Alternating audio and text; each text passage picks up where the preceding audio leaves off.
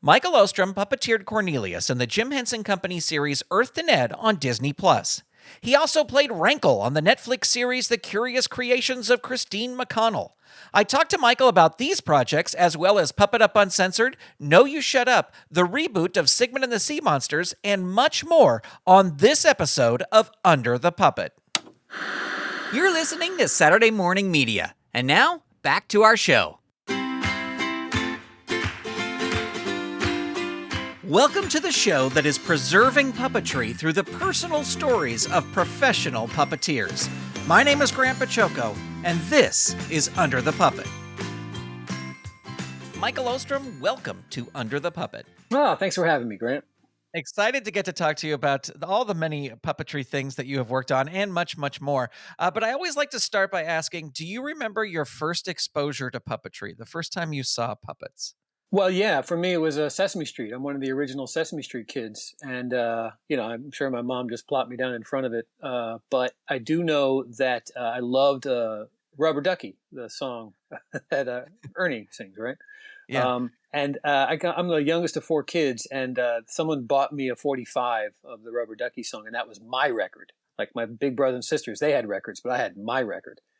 And I do believe I used to perform the song for my family when I was like 4 years old, Yeah, you are someone who, as we're going to talk about, you have a long career of performing and wanting to be a performer. Was there ever anything as a kid to being a puppeteer, or did that come later? That came later. I did have a good friend of mine, my friend Andrew, when he was a kid. He had those awesome Sesame Street puppets, toy puppets.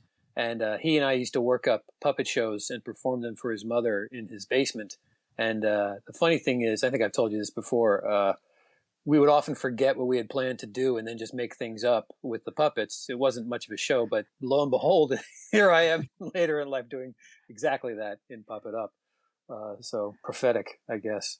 But as an adult, no, I didn't really consider puppetry until I got a job working at Jim Henson's Creature Shop. Excellent. Well, we'll definitely get to that. I just want to throw this out there too, because I know this will factor into your puppeteer journey as well. But you were also a big Star Wars fan as a kid, right? Oh, I was insane for Star Wars. Yeah, it came out when I was 9 years old, so it was like they just implanted the Star Wars chip in my head when I was a kid. I'm sitting in a room. I got all my old Star Wars toys back from my parents about 5 or 10 years ago, and I might as well put them up. So I still have all my crap from the 70s here. Start selling them when I retire. Yeah, that's the retirement. When you were watching it, did you have any sort of idea that, some of these creatures and things that you were seeing were like sort of puppets, or that people were performing them, or did you just get immersed in the world? I'm pretty sure I just got immersed in the world. But back then in the 70s, there wasn't the internet, obviously. And so we were so hungry for content about Star Wars that's when I started buying like Starlog magazine or some of the other movie magazines. And then they would have all those behind the scenes things like Rick Baker making the monster faces for the cantina scene and stuff. And that's when it started to dawn on me that, oh, these are created by people. I knew it was all fake. It's a movie, It was pretty impressive, It was pretty immersive, the first Star Wars. Yeah. And were your parents creative while you were growing up? Not particularly. My mom was a registered nurse. My father was a chemical engineer who worked in aerospace. So, neither one of them were artists or anything like that. And how did you get the performing bug? When did that kind of hit you? Well, in my little area, I grew up in Pike Creek Valley in Delaware, Newcastle County, Delaware. We had this beloved drama teacher named Betty Metz, and she had a student who became the drama teacher at my junior high school, a guy named Dave Sada. And that was back in the era of like Fame. The movie Fame was out, and I just became one of those drama kids, and it meant everything to be in a play, especially if you could get in a play directed by Betty Metz and stuff. So it was a really strong public school drama program that gave me that theater bug. And so did you start performing like in junior high and in high school in school productions? Yeah, absolutely. My first play was The Adventures of Tom Sawyer, where I didn't play Tom and I didn't play Huck Finn. I played the other kid. No one remembers Joe Harper. I think when Tom and Huck go off to whatever the island they're going to go live on, Joe Harper chickens out and goes home, and I think that's how the grown-ups find them because Joe Harper goes crying home to his mommy and something like that. So I was, a supporting role, but it gave me the bug, and as I got into high school, I got the larger roles and everything like that. Was it such that performing and being in these shows, like, this is what I want to do with my life? This is I need to be a performer. Yeah, absolutely. I had this kind of epiphany once when I was just stage managing a show for some of the upperclassmen in high school, and we were having a special rehearsal at night, and I was sitting stage right or stage left, and just watching them rehearse and kind of hanging out by the pin rail where the ropes are. And I remember I kind of had this moment of like, I'm going to be here. No matter what I do, whether I'm, the actor or the stage manager or whatever, I just felt it in my bones in that moment that I'm going to be a part of this world. So it wasn't even like a flashy moment of me being the star of something or performing. It was a backstage moment that made me feel like I want to be a part of this. And I still feel that way. When we're over at the Henston soundstage working on Puppet Up or whatever, they've got this massive pin rail, and it reminds me of my high school theater. I had a pretty big high school theater.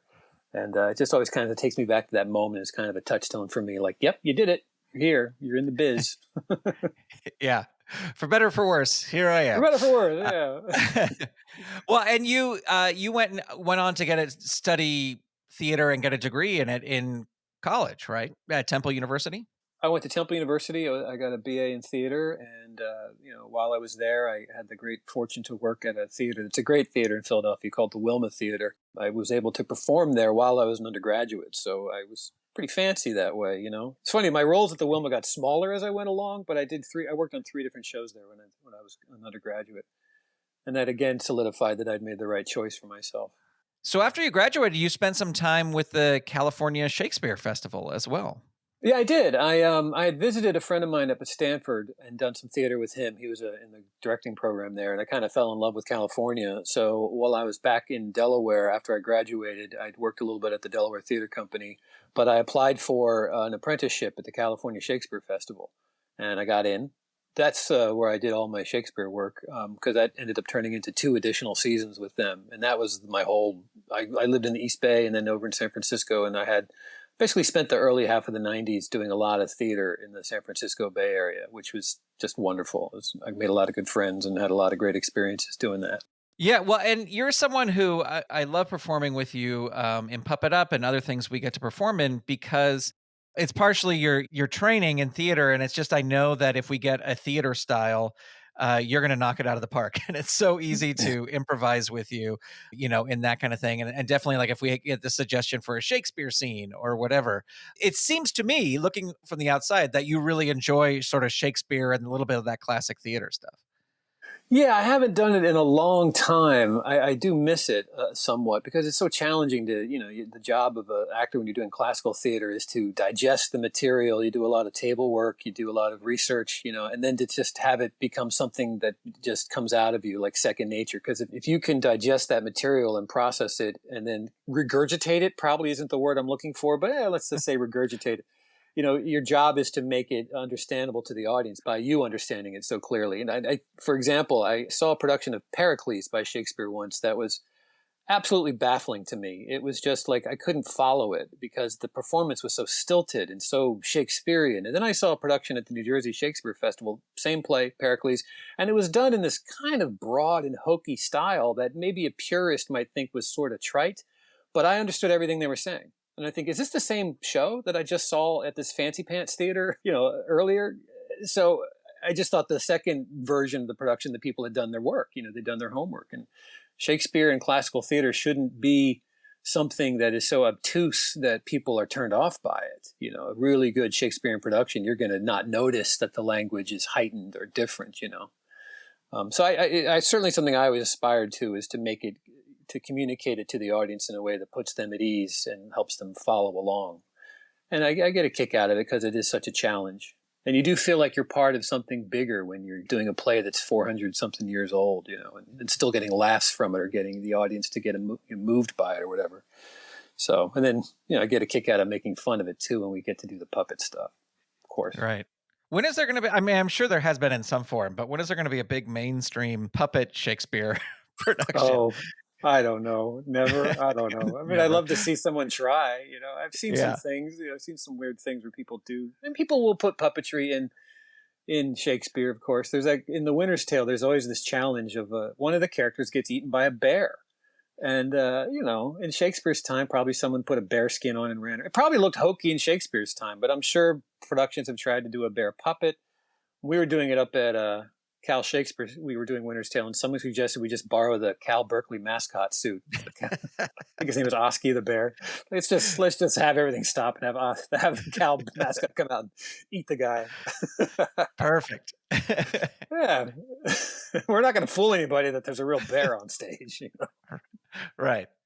Well, I mean, I looked over your resume before on your website, michaelostrom.com, Mm. before this interview, and you've just done so much theater work. But of course, I'm going to have to ask you about the Steve Martin play, Picasso at the La Pin Agile, which I don't know if I said correctly, but there you go. But yeah, could you tell a little bit how you auditioned for that and got into that and your experience working on the Steve Martin production? Sure, sure. The play's old enough that there's no spoiler alert that Elvis Presley is a character in the play. He comes in at the end.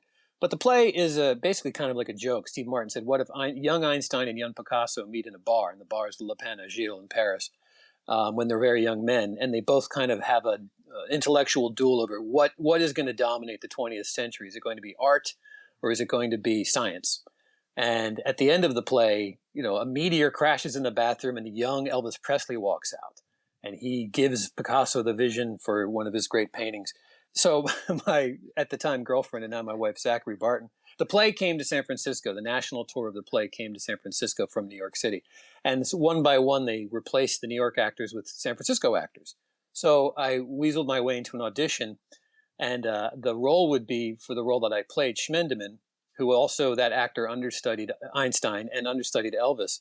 And they kind of got the feeling the casting director didn't want to see me for it because she didn't see me as an Einstein or an Elvis. But Zachary, my now wife, she dressed me up as Elvis Presley. I sprayed my hair black. I put on a little makeup. I gave myself what they call the bee sting lip, that young Elvis had. And I walked into that audition and I did my Elvis Presley impersonation. And I remember I was very proud of the fact that the director turned to the casting director after I did my bit as Elvis and said, "I know I want to call him back. How do I call him back?" Like right in front of me. I was like, "Oh, I guess I nailed it." But the character I played every night was Schmendeman, who stands in as Steve Martin's wild and crazy guy kind of a character. He comes in before Elvis and he says, as if he's the third genius. And he's just a doofus. He's just a moron who, just has a lot of positive, kind of that unearned confidence that's always so funny, in comedy. So I got that part. And like I said, I understudied Einstein, understudied Elvis, and I did that show for over 2 years. The San Francisco company ended up becoming the national touring company, and I did that show for a good long time. It was a great gig, and it was very rewarding. Yeah, I just always feel that if you get to do something and you get to do it over and over again, you just get so good at it that it like like it almost erases all the fear, or any trepidation you may have because Yeah. you've just done it so much and it's like, well, if I drop a prop, who cares? It's like no big deal. Yeah, well, if Um, you do a show that long and if something different happens, everyone on stage, if they're professionals, you can't tell that this is like the 5,000th performance of this show. But when something anomalous happens, it sure wakes everybody up. It sure is like one night I remember the guy playing Picasso put his jacket in a different place and it was kind of in my way, and I was thrilled. I have a challenge. The part I played Schmindeman, I will admit that it was a tough nut to crack, and for the first like month or so in the show, I just wasn't getting the laughs. I was struggling in the part. And then, I don't know, one day something snapped and I guess I figured out the formula. And then I'll say this in hindsight since it was so long ago, and I'll see with hubris that I was bulletproof. I figured out how to play the role in a way that even if it wasn't a really lively audience, I nailed it. And I used to get exit applause on the part and everything. I think I figured out the formula of Steve Martin's writing, what he was doing with this part, what the show needed in the moment I made my entrance. And, it became smooth sailing after that, but it took a while. And then the challenge when you're doing a long run like that is how to keep it fresh, how to keep it so it's happening for the first time. But I think it takes a while. It takes a while for an ensemble to get to that place. When I was in high school, you work for like 2 months to put on a play and then you do 3 performances of it. So when I got to college and I did those shows at the Wilma, that was the first time I did a long run of a show, and I learned the lessons of how to maintain your performance. And I kind of struggled with that too. I started to forget my lines, which is really weird. And after a while, though, and I think if Picasso had gone on a little longer, I probably would have left it, because after a while, you're not being artistically fulfilled as much playing the same thing every night. That's why I'm so glad we get to do improv shows, because it's never the same thing. Right, right.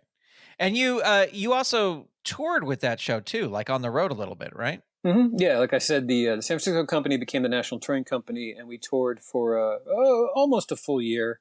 And then we did a lovely sit down, as they call it, at the Ford's Theater in Washington, D.C. And that was fun for me as a history buff to be in that, infamous building, to be able to look up stage left and see, well, there it is. There's the box where it all happened. There's the draping and the picture of Lincoln up there. And yowza, could have been a night like this. Yeah.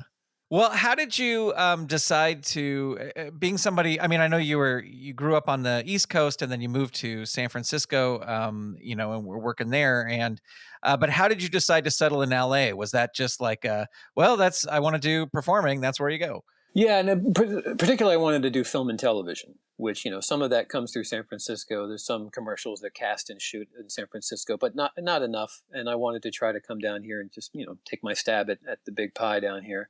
So Zachary and I moved down here in the late 1990s, and I started taking classes at the Groundlings until the money ran out and I needed to get a job. And a friend got me a job answering phones at Jim Henson's Creature Shop, if you've ever heard of it. I'm familiar, yes.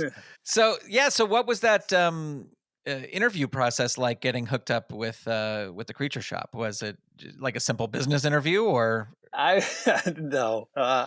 Two good friends of mine were already working there, Tom Lenoci and Vinny DeRamus, and both of them had attended ACT up in San Francisco, where I met my wife. I did a show at ACT, and those guys and my wife were students there, so they were good friends of mine. And I said, I'm looking for a job, and the Creature Shop was particularly busy. And one of the guys, Vinny, needed to go up to Vancouver to shoot B-roll on the movie Cats and Dogs. And he just needed someone to cover his desk, basically, as a production assistant runner, as someone answering phones. So I worked there for 1 week. And then at the end of that week, I believe, or sometime around then, the Creature Shop was going to start building the Disney film, The Country Bears, as you are fond of. yes? And the 1 week turned into, well, can you work here for another 2 months? And the 2 months turned into 11 years. And during that time, what sort of things were you doing? I mean, you were answering phones, but I'm sure the job entailed much more than just answering the phone. Oh, well, yeah. Basically, I was the runner too. A runner is someone who goes out and runs all over town and buys all the materials that the Creature Shop needs to build stuff. And this was children gather around. This was in the days before having Google Maps or Google Earth on your phone or whatever like that. So I used a Thomas guide, and I would drive all over Burbank to all the different retailers, different like Dentist Supply Company. We used to buy a lot of materials from them. Industrial Metal Supply. I'm trying to remember all the places I used to go. I did it long enough that I didn't need the map anymore. I knew how to zip around Burbank and find all that. Boy, I tell you what, a job like that sure cures your road rage. And you realize, wait a minute, I'm getting paid to sit in traffic. Hey, no big deal. Turn on the radio. Hey. Yeah. So that it was a very simple job basically. And we really did. It was a good office to work in because we really prided ourselves on making sure that the fabricators never had to wait for anything. If they needed something, we'd go out and get it. We would make sure that the production of the creatures and the puppets didn't have to wait for anything like that. And it was a good, tight office. It was a really good time. I was very fond of it. It was kind of office where it was a really great place to work. Oh, and it's the Jim Henson Creature Shop, so it's really cool too. It's really cool and interesting, and there's monsters being made in the back room and stuff. And so it was really delightful. And I was working with my good friends too, so it was just a win-win-win all over the place. And as you stayed there, I mean, you said you were there for 11 years. You started doing more stuff, like you were working on budgets and things as well, right? Yeah, well, eventually I guess I kind of I got promoted. I kept getting promoted. I guess I was, for an actor, I was pretty good at doing business stuff, I guess, because I started as a production assistant, and then I became the production coordinator. And then I became the production coordinator, is the person that tells the production assistants where to go and what to do. And then I ended up being the production manager. And that's where I'm in charge of of the projects. I would help the creative supervisor, Peter Brook. He would do the artistic stuff, and I would figure out how to hire the people, who to hire. He would figure out who to hire, and I would make the offer, and I would just kind of shepherd all the different builds to delivery. Everything from making sure there are meetings set up so that the creatives can talk to their creatives, to making sure we've hired the fabricators and all the right fabricators, and budgeting the amount of time the fabricators would work. Like, I would figure out what's the budget we agreed on and how to kind of back into that budget to make sure we didn't go over budget, or if we did go over budget, that it was because of a creative change had been made and everyone agrees that this is a change order. So I did a lot of negotiating with producers. And the tricky thing about that is, puppets are a very unique world. So I realized quickly I'm going to need to, and this sounds like not condescending, but it sounds like, oh, people might balk at a change order at the cost of something, but then I would just kind of have to shepherd them through, like, well, you're going to need all this if you want to be successful on the day that you shoot. I kind of found myself having to re-explain the puppet and the creature world to outside producers often. And I got the hang of that and made sure everybody stayed happy and everything like that. It was very challenging at first, but I got into the swing of it, and I found myself really enjoying it. Did that job give you a different perspective? Like now, when you work on something like, say, Earth to Net or something, you're just like, yeah, I know how much this costs, or you know what I mean? Like, this is, does it just give you a different way of looking at it, other than just, hey, I'm doing a job doing puppets, or not? Have you just totally forgotten all that stuff? No, it certainly gives me an appreciation, like with the Cornelius puppet, which is a beautiful puppet. I mean, everyone talks about the Ned puppet, which is a beautiful puppet, but the Cornelius puppet was a real work of art too. And I just kind of knew that if something broke down on him, that I didn't need to panic, that the Creature Shop people are awesome and wonderful, and they built this thing from scratch, and they know how it works, and they probably have backup parts, and that I also knew how to communicate with them. Like, for example, Cornelius was a beautiful puppet, but he had a little connection at the base of his neck, like what we'd call the occipital ridge, I guess, on Cornelius. And I just knew, instead of being like, here, fix it for me, I was able to get my head up in there with the flashlight myself and kind of get me, and then one of the other fabricators and mechanics were both had our heads up inside Cornelius's belly trying to figure this thing out, because I knew, like, it's just a matter of sticking a piece of rubber in there. I know it is. It's nothing to panic over. And also I knew a little downtime right now is going to make sure that we can keep shooting, instead of being like, oh my God, it's broken. Oh no, what's going to happen? I just kept me calm. I've been through this before. And like I said, the Creature Shop are pros. And yeah, it was great to be able to have a shorthand with them to keep things flowing and keep things going as we were shooting. Excellent. Well, how did sort of the transition start to happen of you working at the Creature Shop, but then I don't know if I have this timeline 100% right, but you sort of started working on projects as a puppeteer. Like, I know you were the gorilla on The Middleman, and you were a pigeon on Pushing Daisies, and Mm-hmm. the owl and Where the Wild Things Are. So how did that transition sort of start? Was that just you going like, hey, can I try that? Or as project manager putting yourself in there, or how did that work? I think it probably started when I started training with Puppet Up. Okay. The thing with the Puppet Up, I don't know when those workshops started, around 2005 maybe or so. I was the one that found all the puppets that they could use for Puppet Up. This was after the Muppets had sold to the Disney. So Jane Gutnick and I had to go through the Muppet database and find all the puppets that did not belong to Disney that we could then use in Puppet Up. And we found quite a few puppets, some of which are still in the show. And then I would go, believe it or not, some of these puppets are held together by Scotch tape, it seems. I would set up the room for the Puppet Up rehearsrsals and then leave and think, oh, that looks like fun. I do improv. That'd be fun.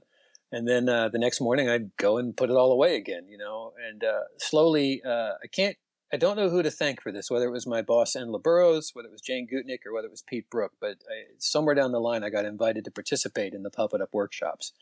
And that's where, we learned to do puppetry, and I brought my improv experience into it. And then that became a thing where, because I'd learned manipulation and stuff like that, then I was being considered for the jobs that would come into the shop, a few of them.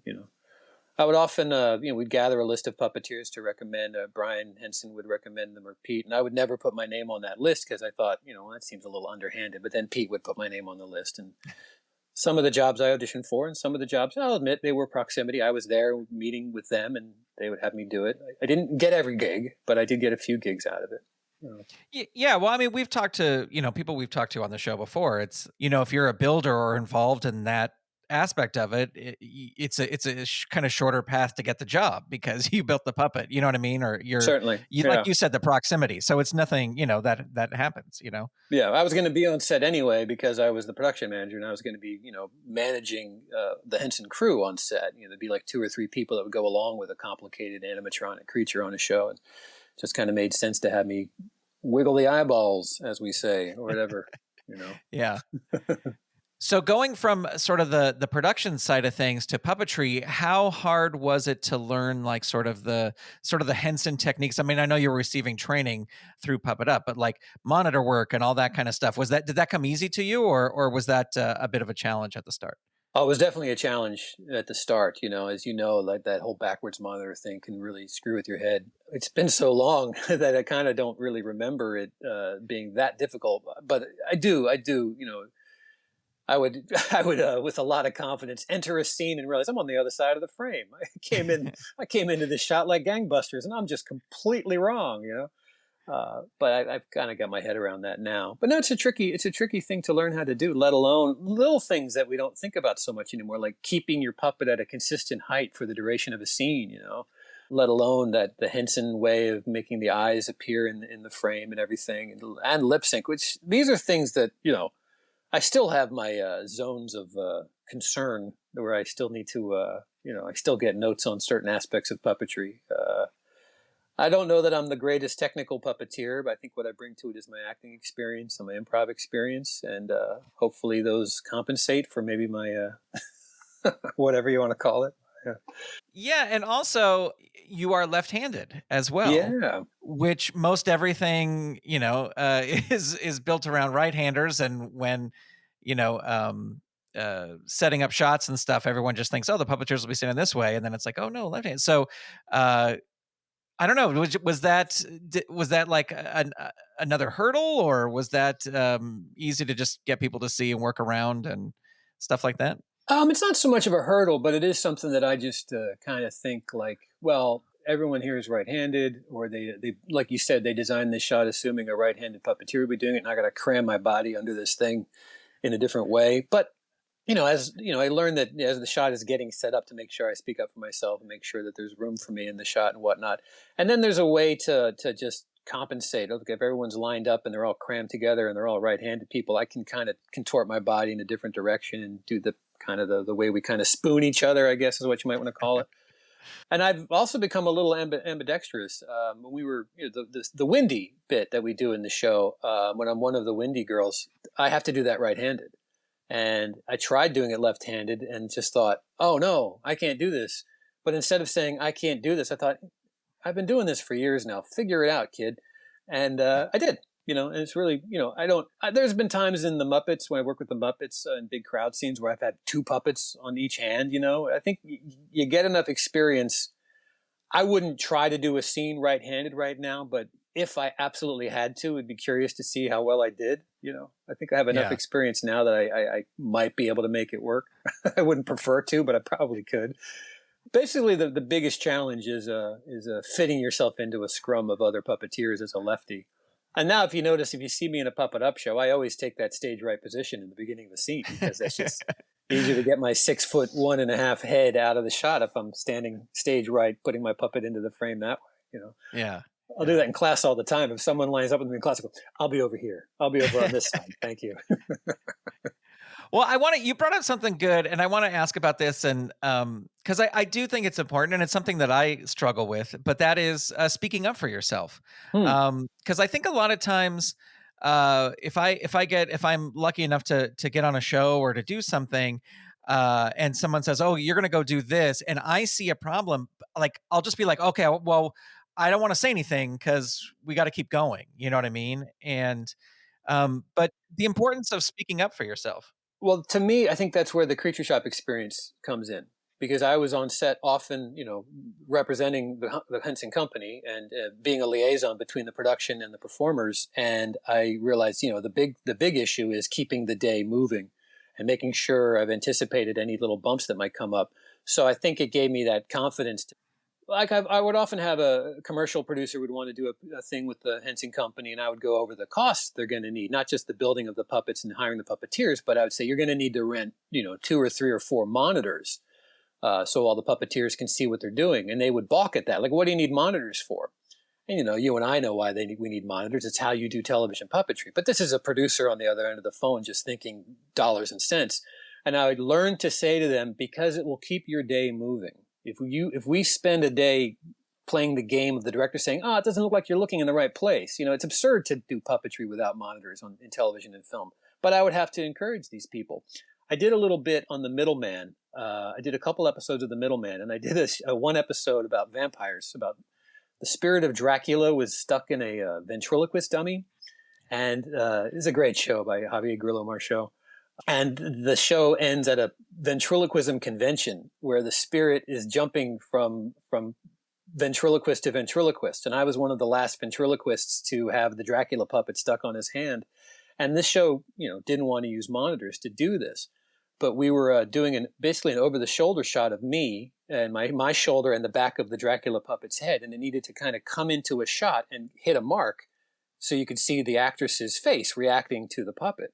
And they didn't have a monitor for me. And it was the end of the day, and it was getting really frustrating because I couldn't stick it. I'm standing in the open air, trying to nail a spot in space. And I just turned to the camera guy and I said, does your camera have a little monitor? And it did. He had a tiny little 3-inch monitor on a little swivelable little arm. And I said, if you turn that so I can face it, we can all go home, Yeah. And he did. And I nailed it, because I could see what I was doing, Yeah. So it was my responsibility. I think the Creature Shop taught me every minute that goes by is money, let alone the stress of the crew and everything like that. So it's my responsibility to speak up. Like if Cornelius's neck busted, it's my responsibility to speak up and say, we got to fix this right now because I'm going to blow a lot of takes if his head keeps getting stuck. He would do this thing where his head would just kind of jerk in a weird position. That was me trying to bend his neck through a piece of metal. So I knew the best thing to do right now is to stop for 5 or 10 minutes instead of wasting an hour trying to nail a shot, So it comes from a sense of responsibility. It comes from being a former crew person, that it's my job to make sure not only the performance is good, but that technically everything's set up right so we can just keep on humming along. And then you get to, experiment and play because you're not worried about the technical aspect of stuff.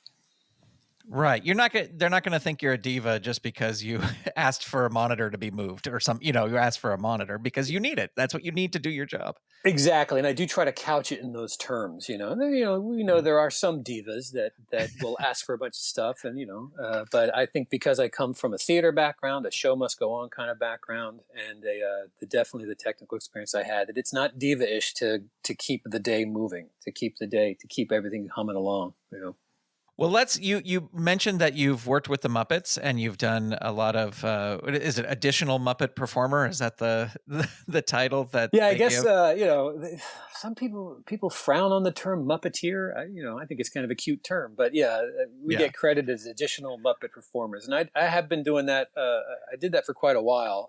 I did get to work on a day and a half on the new Muppets Mayhem piece. But for a good long there, for about 10 years or so, I did a lot of Muppet stuff. Somewhere I have a list of all the Muppets I've puppeteered. Of course, I would never take credit for playing those characters because the main performers play those characters. But like as you know, if like Bill Barretta is in a shot with Dr. Teeth and Ralph, he plays both of those characters. So someone like me would manipulate the Dr. Teeth puppet, but I wouldn't speak any dialogue. One time I said a line of dialogue as Ralph that Bill would then dub later. And it is a little nerve-wracking because you're like, do I do an impersonation? I kind of have to do it in character. I have to move the puppet and speak in character. So my voice was a little quiet. It wasn't as confident, but I got the shot and everything.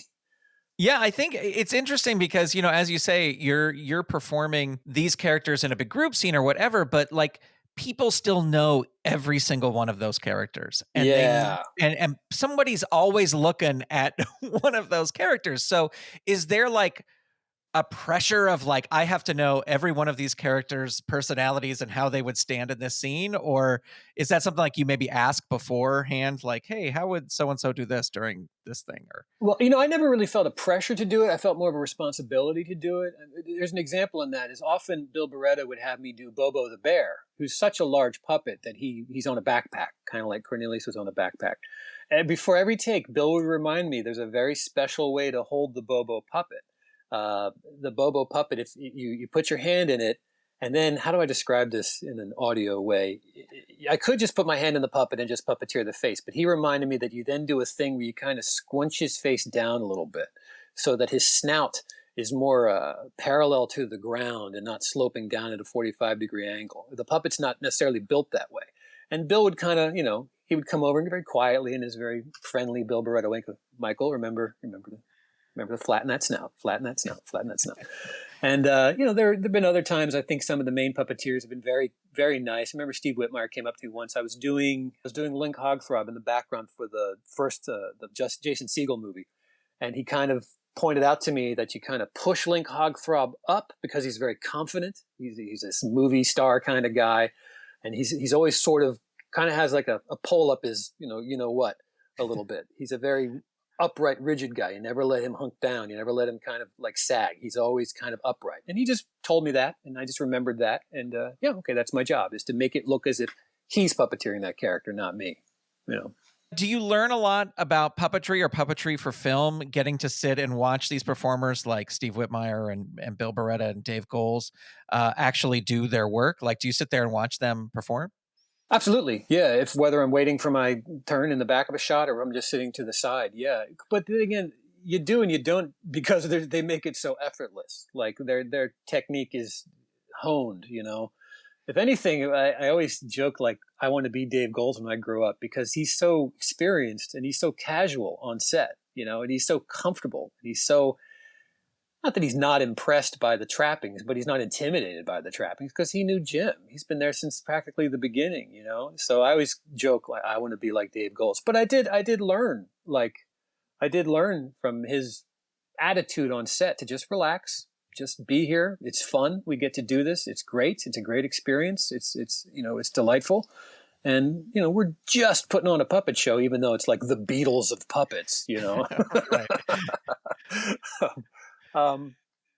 And then also just learning again, like the thing about like asking for monitors, setting up a shot, to just not freak out about it. Just know we're all here to trying to accomplish the same goal. And it's a gig, it's a job, and we have a job to do. Well, we've mentioned Puppet Up a couple times on here, and that's where I met you. I think was through Puppet Up, and it's such a unique show. And I'm wondering if you, like me, because I also have a theater degree, you really take to it because it is a live show as opposed to working in television and film.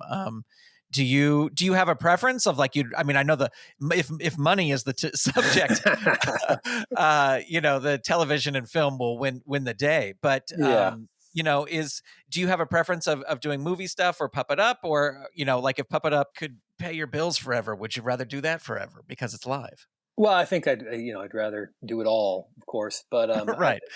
I feel very comfortable doing Puppet Up. Like my first Puppet Up show, my wife came to see it and said she thought I was going to have a heart attack because I looked so scared sitting in the bleachers. And I was scared. I was terrified, because I was new to puppetry and trying to do both at the same time. But now I'm reminded of a review I got back in San Francisco. That I was very proud of this review. A critic said that when Michael Oosterom takes the stage, the audience is immediately put at ease. I'm like, oh, I wasn't trying to do that, but so be it.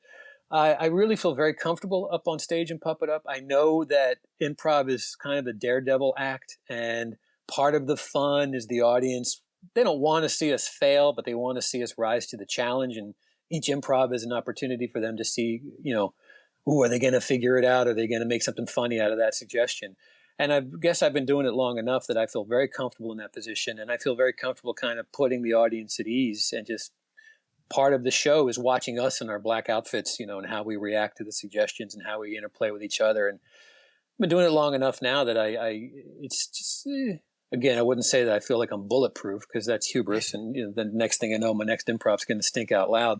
But I definitely feel very comfortable doing that show for sure. Yeah, I think doing things like the Vegas residency when we did the show in Las Vegas. I mean, first you're a little nervous. What's the Vegas audience going to be like? Then we figured out what the Vegas audience is going to be like, and they wanted a raunchier show than maybe we even promised. But doing the show night after night, it was almost like doing the show in the classroom, like kind of entertaining each other, kind of like being super duper comfortable. That goes back to the Picasso show. Like I cracked the nut on the Schmendeman character because I did it for 2.5 years. Yeah. By the end of the 2.5 years, I think I had it figured out. And I put the audience at ease, I guess. I love performing in Puppet Up wherever we get to do it, but I especially like, when we do get to do things like the Vegas show, or you and I were up in Toronto together, when we did the show there, and even the Scary Farm, doing Not Scary Farm. I don't know, like there is some fun of like, I don't know, especially Scary Farm, because it's like you're doing one whole show, but it's broken up into 3 segments. So kind of in between, you can kind of chat about like, hey, did you see this, or when that happened, or whatever. Um, Yeah, yeah. The Scary Farm was kind of like a nice, friendly kind of a grinder. You're just going to crank out a right. bunch of shows. And the audience was really enthusiastic to be there. And boy, I think we've really increased. We've really made a big Southern California audience for the show because now when we do it up in Hollywood, it's sold out and everything. And people are coming up from Scary Farm to come see Puppet Up. I mean, I think when you're inside Puppet Up, you're thinking about all the things you got to do. You forget how impressive it might be to people who've never seen it before. It's kind of dazzling, I think, between the improvs and the historical recreations and the musical numbers and everything. Yeah, doing a lot of it makes it easier, right? yeah, yeah, Yeah, and yeah, doing for it, sure. and doing it at Not Scary Farm even makes it even easier from there because the audience is so effusive. Yeah, and you do a lot of it. Yeah. Um, well, one show I want to talk about, because I think it's a show that you enjoyed being on, and it kind of came out of Puppet Up, is No You Shut Up, Oh, with Paul F. Tompkins, and you yeah. were one of the core performers on there. What was it like, sort of doing a topical show? I know it wasn't like necessarily on the moment topical, but it was a pretty topical show. It was a topical show. It was tricky because it came out on Thursdays, and I think I can't. If I'm right, you were watching on Thursday night on Fusion TV. I don't remember what network it was on. You were watching a show we had filmed a week before, Yeah, and so towards the end of the run of that show, they started putting like a hole in the show where we could shoot something quick on Tuesday that week that could be inserted in the show, so we could try to keep up with it. And I got to say, I wish we could keep doing that show forever. But when Donald Trump became, the nominee, or was going to become the nominee for the Republican Party, he's however you feel about him, he's a constant source of of breaking news, maybe you might want to call yeah. it. And I remember thinking, we can't keep up with this guy. Towards the end of one of my characters, Oliver Pouch, they made him a tiny little MAGA hat. I thought that was adorable. It was challenging. What was exciting for me, I tend to be kind of a current affairs type of person, is like a talk show, they would give you news articles to read before we got to set. The night before, 2 days before, they would send us a bunch of links to educate ourselves on the subject matter that we might be talking about. And they had scripted content for us, but they encouraged us to improvise. And certainly when we had guests in the chairs, we were going to improvise and riff and stuff. And I was in hog heaven. I just loved it because I got to insert my opinion, maybe through a character, whether I'm being satirical or whether I'm being earnest with the character and stuff. And I think I did 45 episodes of that show, and it was just great fun. It was just so much fun. Still one of my favorite things I've ever worked on. I wish more people could have seen it. I loved working with Paul. He's an improv genius and a really great guy. And I got to play with my friends with these puppets and doing, wisecracking about current affairs and culture and stuff like that. Yeah, it was a real rewarding experience. Yeah, you played multiple characters on that show, just a ton Yeah. of characters. And this is, it's a question about this show, but also in general. But do you have a method for keeping your characters straight in your head? Like, oh, I know I'm going to do this, and he's got this voice and this attitude. Is it just a mental thing of remembering, or do you write it down, or how do you keep track? I think I've always, been an instinctual actor. I don't know. I can't say I have a scientific method for how I drop into a character. I think the good training I got in high school and college and the experiences I had, I think I definitely, as a young performer, I set out consciously or not to be a character actor. The honor in acting for me as a young performer was disappearing into the role. So I think I developed kind of a shorthand in my head and in my body of clicking into a character.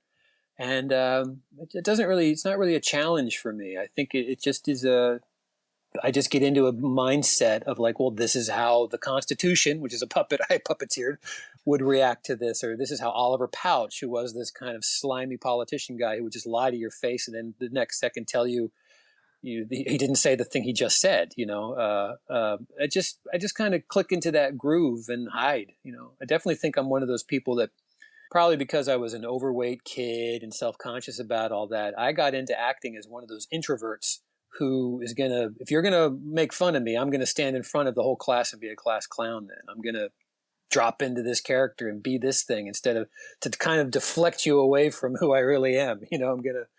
I'm gonna be a character, and then once it's almost like, I don't know, I wouldn't call it being schizophrenic, but it is it's kind of comes easy to me. I dare say. Yeah.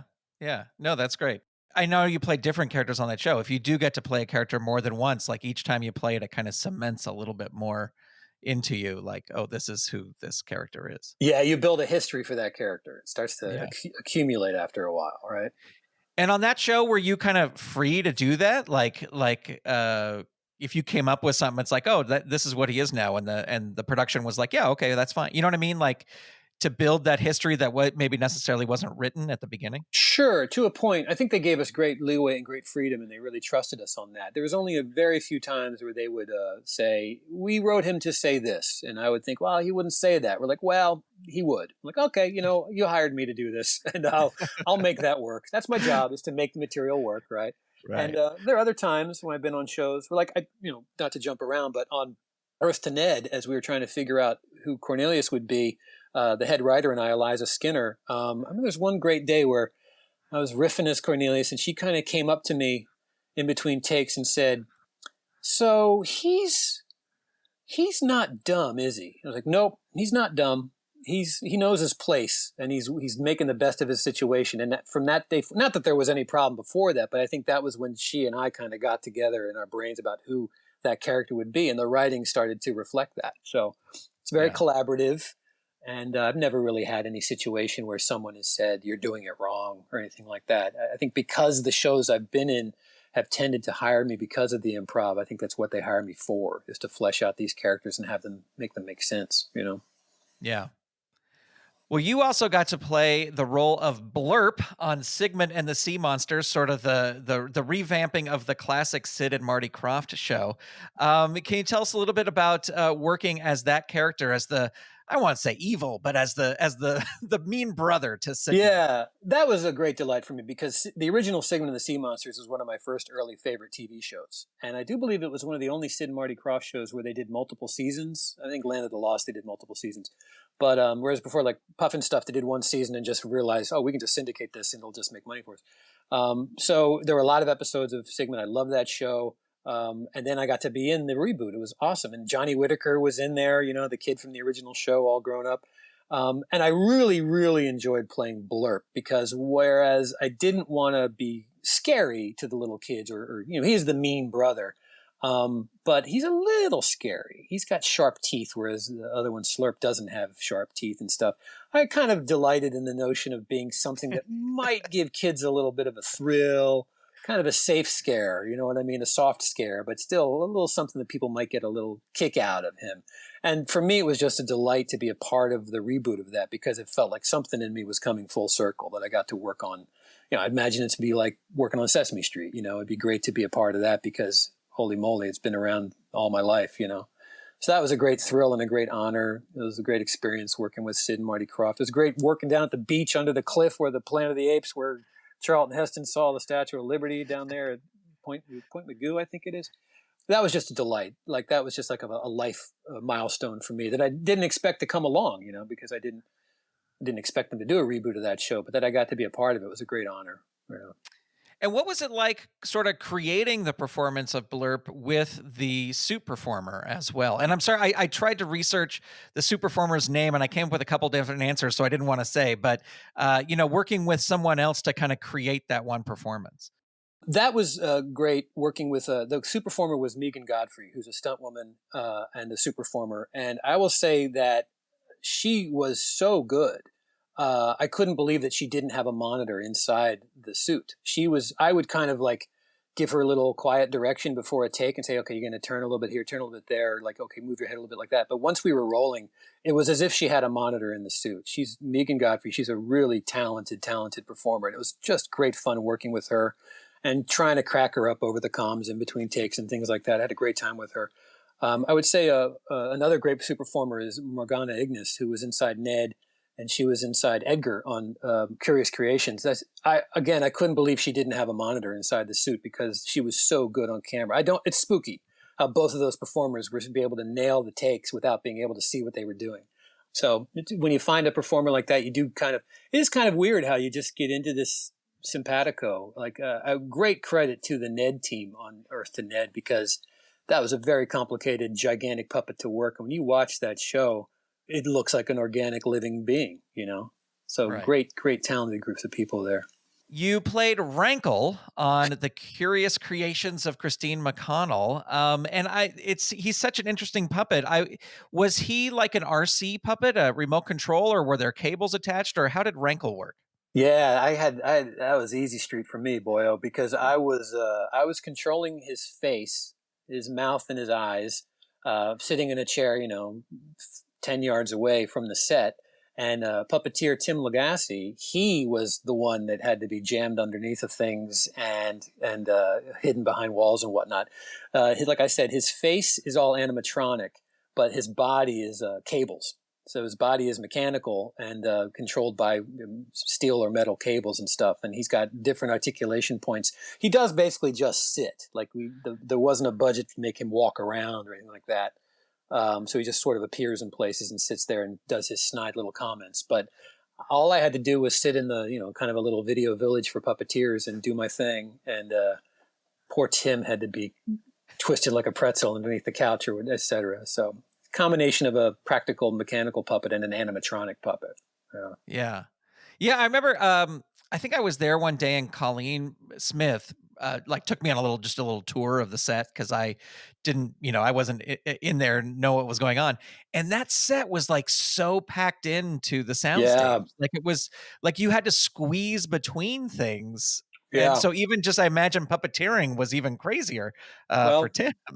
for Tim and Colleen, yeah, for those people that Yeah. had to be rolling around or underneath things on that set. But like I said, I had it easy. The only weird thing about me was I was using a Futaba controller, which is a model aircraft controller to radio signal controlling his face, and I was wearing the lavalier mic on the headband on my forehead like we do, and the sound department said that they could hear the sticks on the Futaba controller moving around, and it was messing up the audio take. So I had to put a blanket on my lap.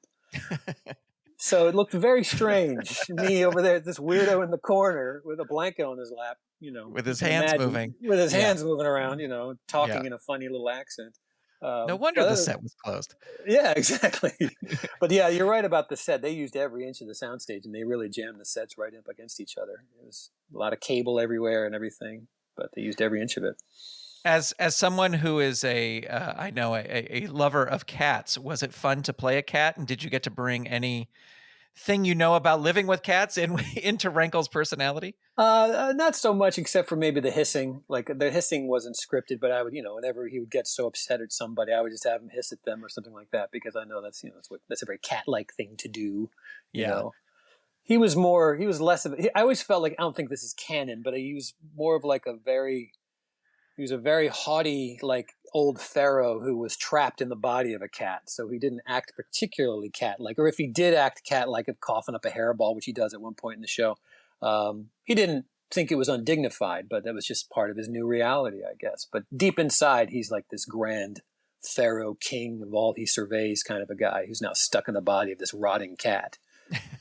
Well, let's wrap things up here by talking about Earth to Ned, which was just so much of a fun show to work on, and just really, really great. And you, of course, played Cornelius, who was sort of like the Andy Richter, or if Yeah, you're older than that, the Ed McMahon of yeah, yeah.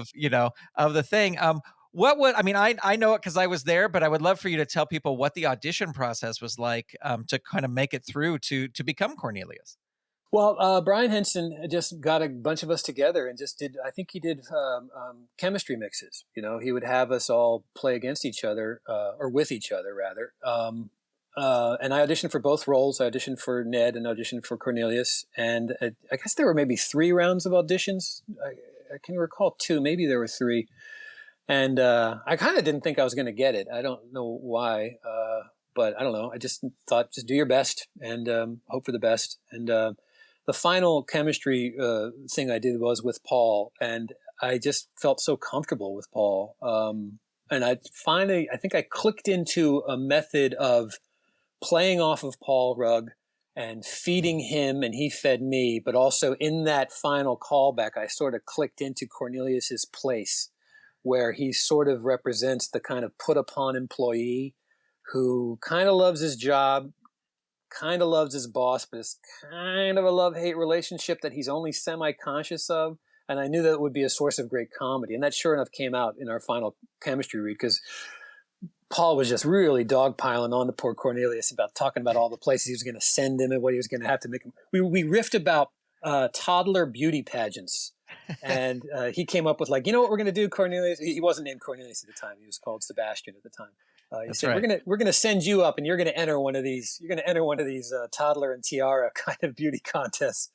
And something about I riffed about, like, that's not gonna go so well. Remember that time you made me pretend I was a cow, and that's where that phrase "you milked me, they milked me, sir" came from. That callback. That was my as you recall on set, when I was trying to figure out and remember the voice for Cornelius, my quick little shorthand to remember the voice was to remind myself of when I said, "They milked me, sir. They milked me." And on set, people are like, "What's he talking about?" I was like, he's just trying to get back into character. Who's saying he milked me? What is Yeah, the what is that celebrities? all about? Yeah, What is that? Yeah. Some of the celebs are kind of like. I'm glad you mentioned Andy Richter, because, like, in the show, he gave Cornelius advice on how to be a good sidekick. But backstage, before we shot, I asked him, like, I've never done a talk show, I've never hosted anything like this. How do you? And the advice he gave me on camera was very similar to the advice he gave me backstage, which is just know when to be quiet, which is most of the time, and only step in if you think you got a real zinger. Otherwise, you're there to make the host look good and, give the host and the guest someone to play off of. But it was nerve-wracking in the beginning. But by the end of it, I realized we're going to be talking to this person for 45 minutes, this guest, that's going to be boiled down to 8 minutes. So yeah, if I try something and it stinks up the joint, no harm, no foul. They're just going to cut it out, right. I would plan some things I wanted to ask the people. They gave us research if I didn't know who the guest was, and I'd studied on the person the night before. And I would kind of always make sure I had something to offer, kind of going back to that thing about my job is to give the production, what the production needs in that moment and not be intimidated by it. But I've been hired to offer. So to make sure I had something to offer, and I'm very proud of the things I came up with that did make it into the final cut. When I did an impromptu Star Wars quiz, going back to Star Wars, and that day there were representatives from Lucasfilm on the set, and they said, "Yeah, your trivia questions are really good." I'm like, "Oh, thank you. I'm an old Star Wars geek from long ago." Yeah. How can I get on Mandalorian? Yes, please. Yes, please. What I love about Cornelius is, out of everyone really on the show, he went out into the real world, Yeah. and he got to do all this dog grooming and my favorite, pro wrestling, and Yep. Yep. Yep. all these different things.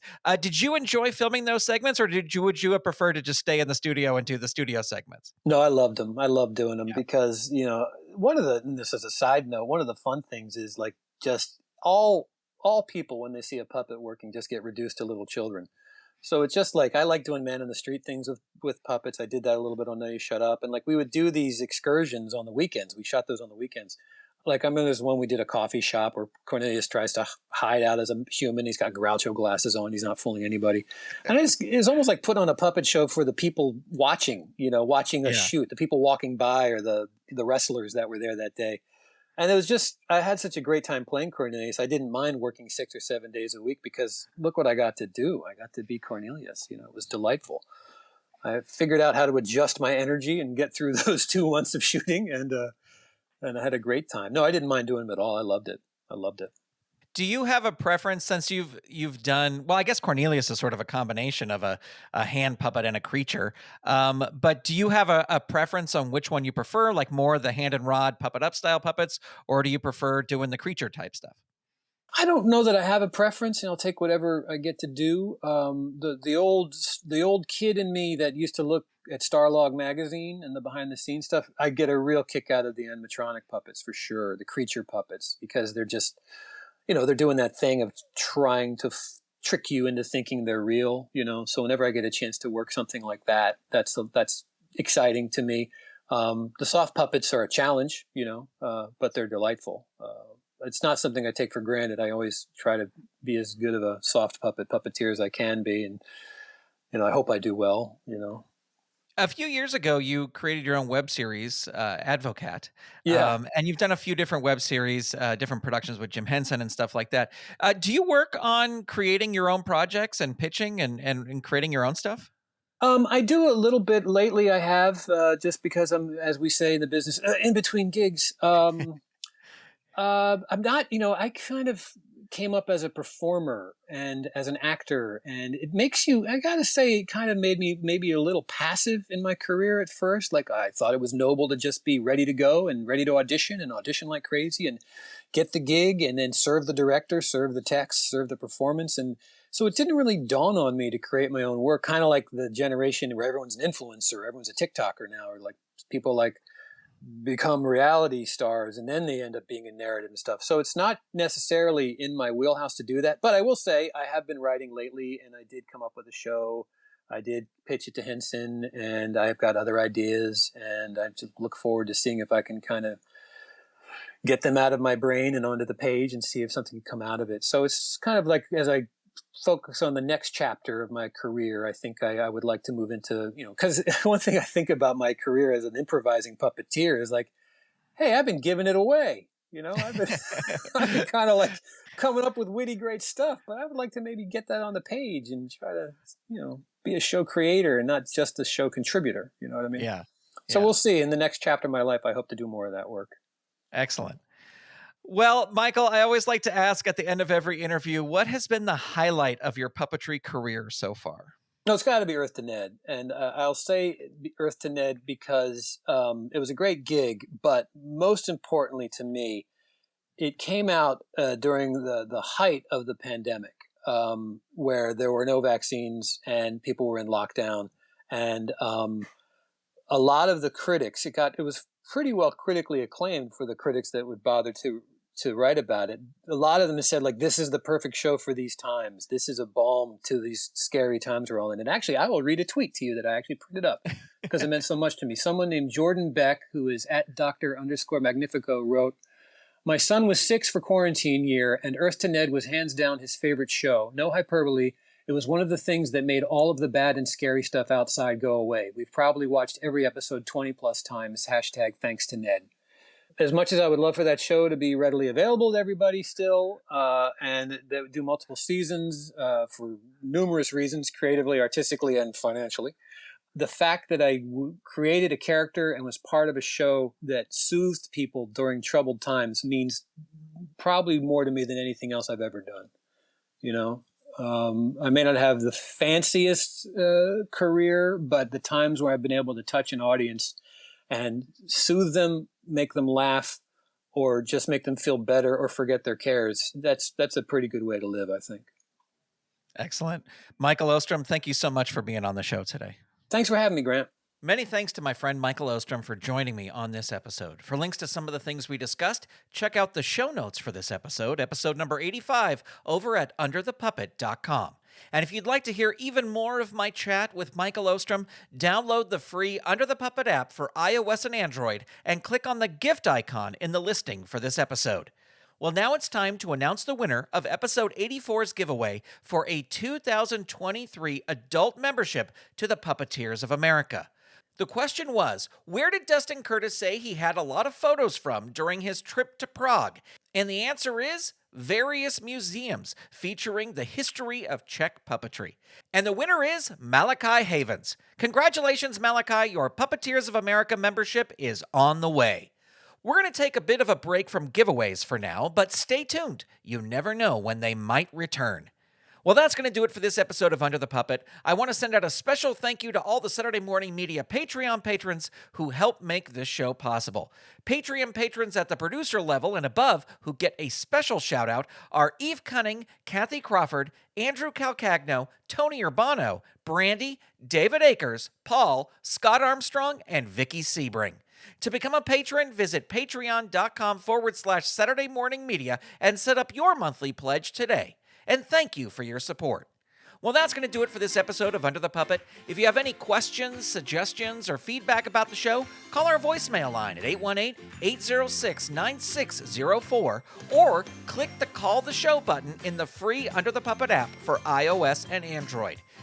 You can also send your feedback via email to underthepuppet@gmail.com, or you can connect with the show on Instagram, Facebook, or Twitter by searching for Under the Puppet. And don't forget to tell a friend about the show. This episode featured music by Dan Ring and was edited by the highly talented Steven Staver. Thank you so much for listening. Under the Puppet is copyright 2023 Saturday Morning Media Grandpa Choco executive producer, all rights reserved. www.saturdaymorningmedia.com. Under the Puppet proudly presents The Adventures of Timmy the Tooth Reunion. In this almost 90-minute video, you will hear great stories from the cast and crew who brought this amazing puppet show to life. Plus, you'll see never-before-seen artwork and exclusive behind-the-scenes video. Under the Puppet's Timmy the Tooth Reunion is available right now at timmy.underthepuppet.com. You've been listening to Saturday Morning Media. Stay tuned, we'll be right back.